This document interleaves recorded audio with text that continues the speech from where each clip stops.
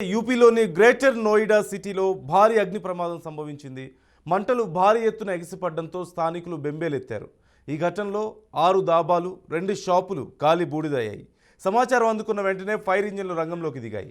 మంటలు మిగతా ప్రాంతాలకు వ్యాపించకుండా దాదాపు 10 ఫైర్ ఇంజిన్లు మంటలను అదుపులోకి తెచ్చాయి.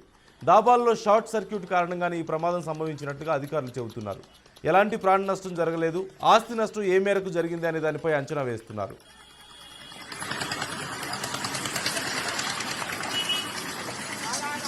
मिठू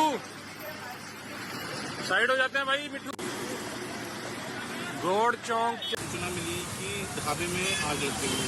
त्वरित कार्रवाई करते हुए हमारे फायर सर्विस की गाड़ियां मौके पर रवाना हुई हैं।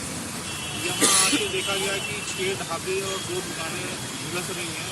आग थोड़ी बड़ी थी और हम लोगों की यहाँ पे मौके पर पीछे देख सकते हैं